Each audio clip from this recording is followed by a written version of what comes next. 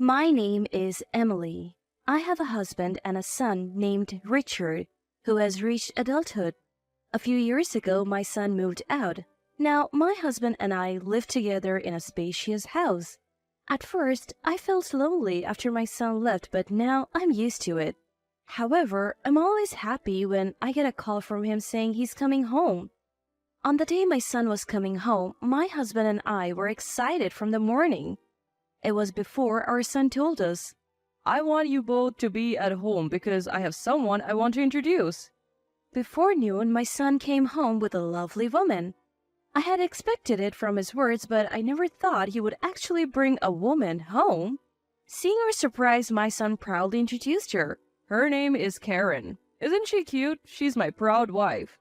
I couldn't understand my son's words right away. After thinking for a moment, I asked again, "Richard, did you just call Karen your wife, not your girlfriend?" My son nodded in agreement. "I did. Maybe you're going deaf, Mom?" I couldn't laugh back at my son's teasing laughter. "I haven't heard about you getting married. Did you know about this?" I asked my husband, and he shook his head. No, I didn't hear about it either." My husband and I asked our son what's going on. Then, for some reason, our son proudly explained, "That's why I came to announce our marriage registration today. By the way, we had a grand wedding in Bali with friends." My husband and I were speechless at this unexpected explanation. Our son, oblivious to our reaction, kept talking about how wonderful the wedding in Bali was. I held my aching head and carefully asked my son, "You have already registered and had the wedding? Why weren't we invited?" Then Karen, who had been silent, spoke up. "Do we need to invite strangers?" I was shocked by her unexpected words. Karen calmly said, "Isn't it a waste of money?" I couldn't help but respond emotionally. No, we are Richard's parents." Karen seemed unconvinced and said with a dissatisfied look, "But you're strangers to me." I was confused and fell silent. My son must have finally noticed the tense atmosphere and began to explain hurriedly. Karen has no parents or siblings. It would be sad if she was the only one without family at the wedding, right? That's why I didn't invite you guys." Hearing Karen's situation, I couldn't say anything back. I thought, if that's the case, maybe it can be helped. Of course, I wasn't completely satisfied, but I told myself it was too late since the wedding was already over. After the newlyweds left, I confided in my husband. I wonder if those two will be okay. My husband seemed to share my concern, but said, "It's their decision. They're already married. All we can do is watch over them," and sighed. Although I agreed with my husband's opinion, I couldn't leave it at that, so I decided to try to close the distance with Karen. I got my son's phone number and decided to get in touch. When Karen realized it was me on the phone, her voice immediately turned sour. "What do you want?" I thought I had made her uncomfortable by calling out of the blue, so I quickly explained my reason. I got some delicious treats, so I thought I'd bring them over to you next time." Then Karen said, "Oh, I don't need that. In fact, I don't even plan to give you my address." I couldn't help but ask, "What?"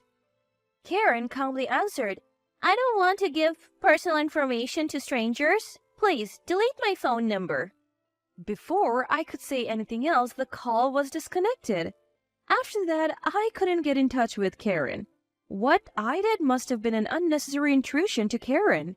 Feeling down, my husband told me, "There's still time. Don't rush. Forcing closeness won't necessarily lead to good results. Just hope that she'll open her heart to us someday." I cooled my head and nodded. "You're right." A month after I stopped trying to contact my son and his wife, my son suddenly got in touch. "What's going on?" I asked, and he told me Karen was pregnant. I was thrilled by the happy news. I thought it would be tough for a first-time mother without her parents, so I asked for their address to go help. But my son said, No, I can't give you the address. We don't need help, just money. Give me your bank account number so I'll transfer it." I tried to explain to my son how difficult childbirth could be, but he wouldn't listen. Moreover, he said that Karen herself was against it. In the end, I transferred only the money as my son wanted. After that, I never heard from my son again. There was not even a report of the child's birth. After a year had passed, I tried to call my son several times, but eventually I couldn't reach him at all. My son may no longer think of us as family. Even if I want to confirm it, there's no way to get in touch. Feeling helpless one day, I met a familiar person at the local supermarket. At first, I didn't recognize him, but thanks to him calling out to me, I realized who he was. It's been a long time. Do you remember me? I'm David. Johnson's David? Hearing the name, my memory came back. He was a friend my son often brought home during high school. I didn't recognize him at first because he was still a high school student in my memory. David, you've grown up so well. As I looked at him closely and called his name, David seemed pleased and a bit shy. Suddenly, I caught the eye of the woman next to David. She had a matching ring with David and her belly was noticeably large. I involuntarily covered my mouth and exclaimed, "Oh my!" David nodded shyly. This is my wife Olivia. Our child is due in 2 months. Olivia, is it? Congratulations. Thank you. Olivia looked confused for a moment but soon smiled happily. After brief greetings, we quickly parted ways, not wanting to burden the expectant mother. 2 months after reuniting with David, I received an email from him. In fact, we had exchanged contact information at the time of our reunion because he wanted to announce the birth. Attached to the email was a picture of the newborn baby. It was a very cute baby. Suddenly, I imagined my own grandchild, whom I had never seen, and shed a few tears.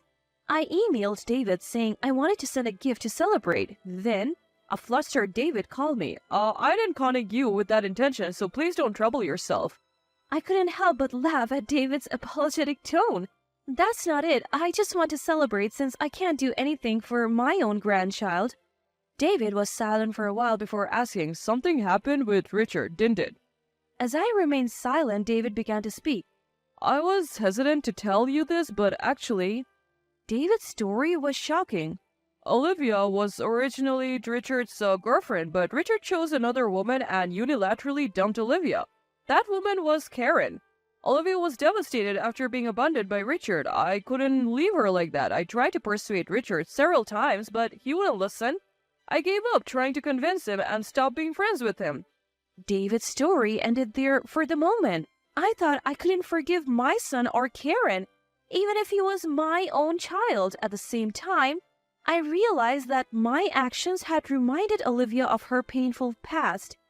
Even though I didn't know I did something terrible to Olivia, she probably didn't want to meet Richard's mother. I'm really sorry for casually saying I wanted to celebrate it. When I apologized, David hurriedly denied it. You don't need to apologize, Mrs. Smith. Olivia doesn't mind. She was the one who wanted to send the baby's picture. Please, don't apologize, Mrs. Smith. I felt even more guilty at their kindness. David hesitated and then said, I just don't want to involve Olivia with Richard and his wife ever again. I agreed wholeheartedly. I'll help as much as I can. Though there may not be much I can do, I also revealed to David my relationship with my son and his wife.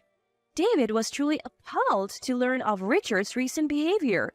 Afterward, we changed the subject and only talked about cheerful things before hanging up. I told my husband about what I had heard from David.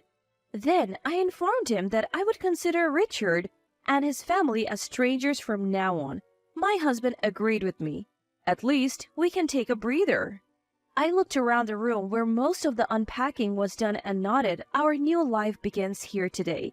Originally, the house we had lived in was too large, just for the two of us. When we were considering moving, we were introduced to this newly built high-rise condominium. We were supposed to tell our son about it, but we decided against it. I decided to go out to buy ingredients for dinner. The moment I stepped out of the front door, someone called out to me, "Mom?" I turned around thinking it couldn't be, and there was my son. He approached with a light smile. Why did you tell me you moved? I was surprised to find strangers at the old house. I had to search quite a bit to find you. I looked at my son with stern eyes. I didn't need to tell you. You're a stranger to me. Richard finally seemed to realize that my attitude had changed and became flustered. What are you talking about? I'm your son.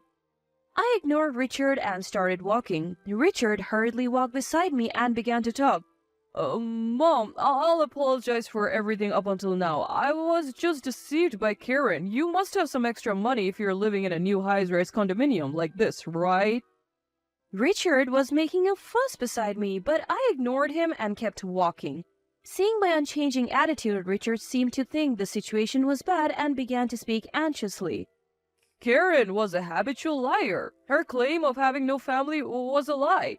She had only been disowned by her parents after causing a romantic problem at her previous job. When I glanced at my son, he misunderstood something and continued to badmouth Karen. Karen approached me for money when she couldn't live alone after quitting her job. I was just deceived. My son insisted he was the victim. So let me live in that high-rise condominium too? I stopped and looked at my son's face. He seemed happy, thinking I was finally willing to listen. But I kept my stern eyes on Richard and said, "You chose that wicked woman even though you were dating someone else. It's the result of your actions." My son was astonished at my words. I delivered the decisive words to my son. "Your only family is Karen. You two are a perfect match." Leaving my son standing there, I left the scene. I then contacted David. I thought my son might cause trouble for David or Olivia. Sure enough, my son tried to apologize to Olivia and asked David to mediate between us. Moreover, he said something nonsensical like, "You two got married because of me." David, at his wits' end, declared he was cutting ties with my son and threatened to call the police if he persisted. My son apparently fled in a panic. Afterwards, my furious son tried to spread bad rumors about the two among common friends, but was instead scorned by them. Karen, who was supposed to be my son's only ally, ran away with another man, leaving their child behind as soon as she spent all my son's savings. Afterward, my son fell into a terrible state, but we didn't think of helping him even after hearing the rumors. After a while, my son came to us with the child. "You must think it's pitiful for your grandchild, right? Let us stay here." As soon as my son spoke, my husband, who had been silent until then, yelled, "Don't be ridiculous. Stop acting like a spoiled child at your age. You're no longer our son but a stranger. Get out." Frightened by our harsh attitude, my son left the grandchild and ran away. My husband quickly locked the front door. I gently picked up the grandchild who had been left behind. The grandchild, not understanding anything, reached out to my husband with a smile. I'm sure that seeing that smile, my husband and I shared the same thought. We have no intention of forgiving our son and Karen in the future, but the child is innocent. We nodded to each other. We decided to raise this child ourselves. I heard rumors that my son is doing physical labor. He must be struggling to make ends meet, having to choose a job he hates involving physical work. Even so, he hasn't tried to force his way back home for now. Well, even if he did, the result would be the same. My husband and I are busy every day focusing on our grandchild. We're not young anymore, so raising a child is quite challenging. But just seeing this child smile gives us the strength to persevere. For things that are too difficult for us, we rely on the help of David and his wife. We can't thank them enough. It seems that the days of enjoying a leisurely retirement are still a way off. But until then, I want to cherish the time with my husband and grandchild.